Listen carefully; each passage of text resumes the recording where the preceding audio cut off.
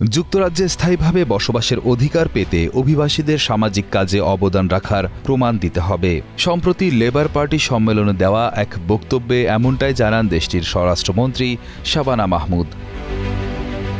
এ সময় অভিবাসীদের স্থায়ী বসবাসের অনুমতি পেতে হলে আরও কিছু শর্ত পূরণের কথাও জানান শাবানা।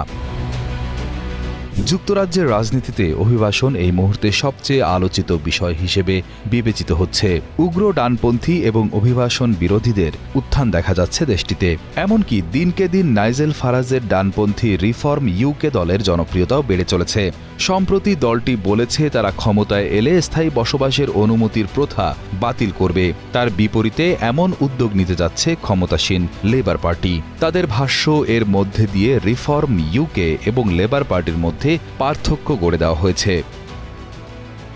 ব্রিটিশ সরকার এক সংবাদ বিজ্ঞপ্তিতে বলেছে, স্বরাষ্ট্রমন্ত্রীর ঘোষিত এই পদক্ষেপের মূল লক্ষ্য হল নিট মাইগ্রেশন কমিয়ে সমাজে অভিবাসীদের কার্যকর অন্তর্ভুক্তি নিশ্চিত করা এবং সরকারি পরিষেবার উপর চাপ কমানো। প্রস্তাবিত মডেলটি অনুযায়ী যুক্তরাজ্যে স্থায়ীভাবে বসবাসের অনুমতি পেতে হলে অন্তত 10 বছর আইনগতভাবে বসবাস করতে হবে যুক্তরাজ্যে, যে সময়সীমা বর্তমানে মাত্র 5 বছর। তবে আয়ের সীমা এবং সমাজে অন্তর্ভুক্তির নির্দিষ্ট মানদণ্ড পূরণের ভিত্তিতে এই সময়সীমা কমানো হতে পারে। এছাড়া যারা নিয়ম ভঙ্গ করেছেন তাদের ক্ষেত্রে এই সময়সীমা আরও বাড়ানো হবে অথবা আবেদন সরাসরি বাতিল করা হতে পারে।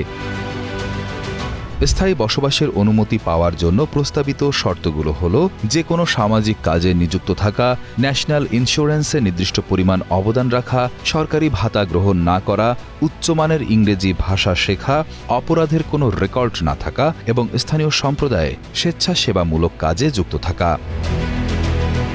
নতুন এই পরিকল্পনাটি চলতি বছরের শেষ নাগাদ জনমতের জন্য উন্মুক্ত করা হবে। সে সময় সাধারণ মানুষ এই প্রসঙ্গে নিজেদের মতামত দিতে পারবেন। যুক্তরাজ্যের স্বরাষ্ট্রমন্ত্রী শাবানা মাহমুদ জানান, পরবর্তী সাধারণ নির্বাচনে জয়লাভ করাই কেবল চ্যালেঞ্জ নয়, বরং দেশকে ঐক্যবদ্ধ রেখে বৃহত্তর ব্রিটেন গড়ে তোলাও লক্ষ্য হিসেবে বিবেচিত। উল্লেখ্য, সাম্প্রতিক বছরগুলোতে ছোট নৌকায় ইংলিশ চ্যানেল পাড়ি দেওয়া অভিবাসীর সংখ্যা বৃদ্ধি এবং যুক্তরাজ্যে অভিবাসন পরিস্থিতি ছিল তার বক্তব্যের প্রধান বিষয়। সীমান্ত সুরক্ষিত করার জন্য যা কিছু করা দরকার তা করার প্রতিশ্রুতিও দিয়েছেন তিনি।